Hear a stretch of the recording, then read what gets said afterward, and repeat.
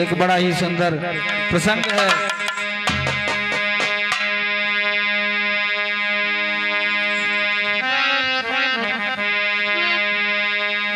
अरे राम जई है बनवा बिहने हो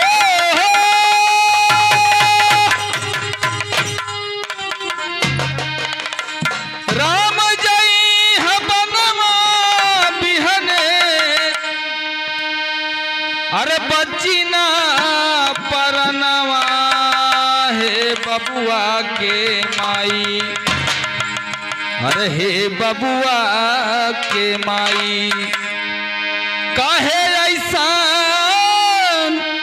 मंगलू बारदनवा।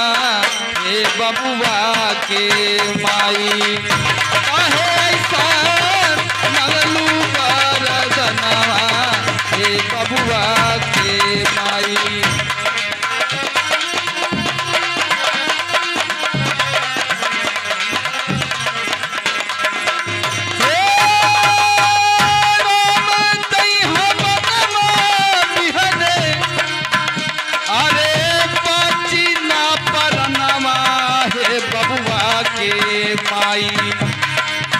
हे बबुआ के माई काहे ऐसा मंगलू बारदनवा। हे बबुआ के माई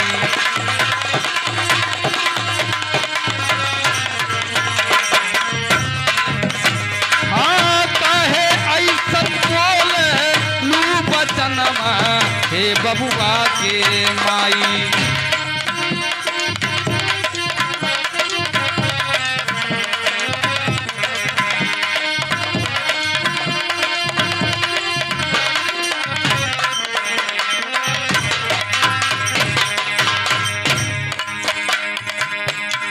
कैसे ऐसन बातिया सुना आइल तोहर मान में।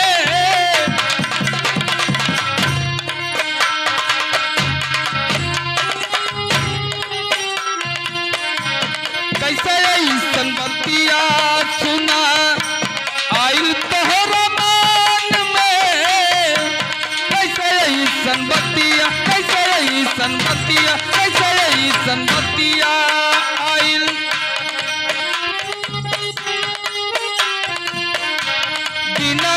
बिचारे बोली दिलू एक छान में।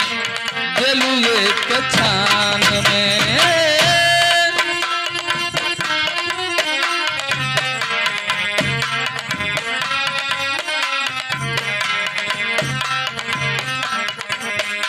आयन धन लेला सुनाए रानी। अनधन लेला चाहे अनधन लेला चाहे कौनो खजनवा। हे बबुआ के माई हे बबुआ के माई काहे ऐसा बोललू बचनवा। हे बबुआ के माई काहे ऐसा बोललू बचनवा। हे बबुआ के माई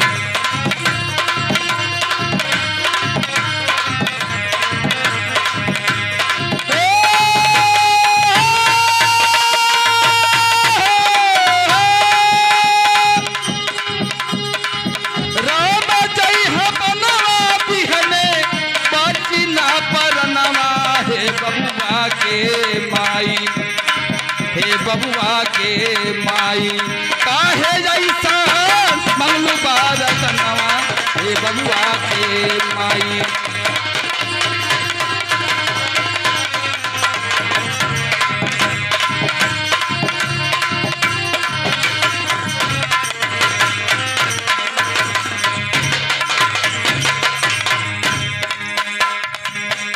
आगे राजा दशरथ जी काज बाड़े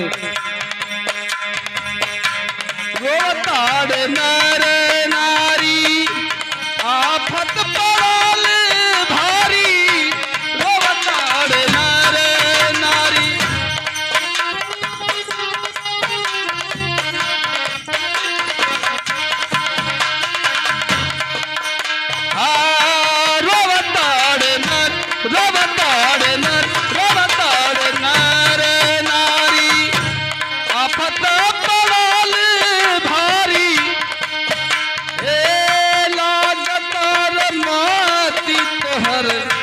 केहू दिल मारी, केहू दिल मारी।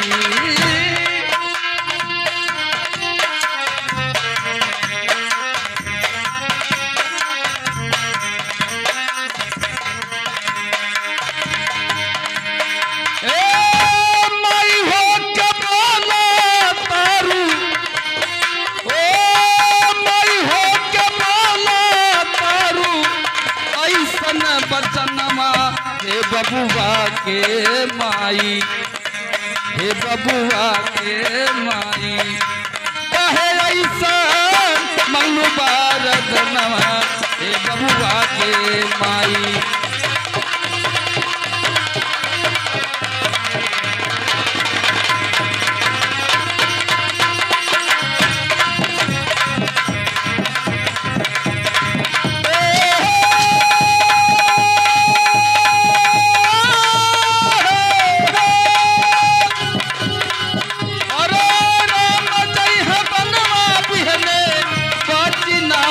हे बबुआ के माई, हे बबुआ के माई, काहे ऐसा मंगलू बबुआ के माई।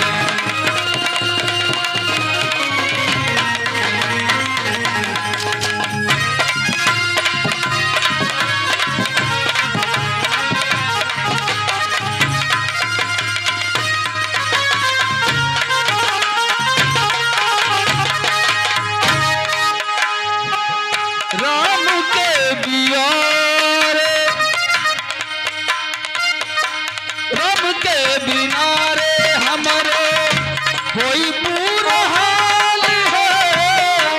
राम के बिना, राम के बिना, राम के बिना रे हमारे कोई पूरा हाल है।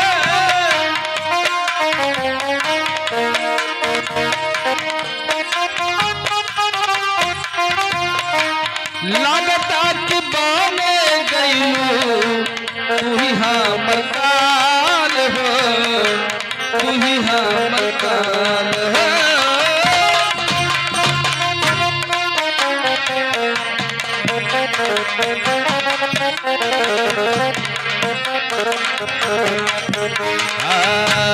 कहे बाबा का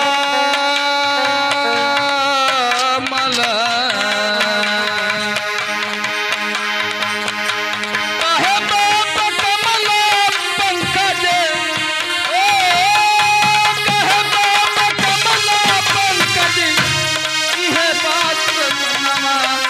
बबुआ के माई, हे बबुआ के माई, कहे ऐसा मंगलू बारदनवा हे बबुआ के माई।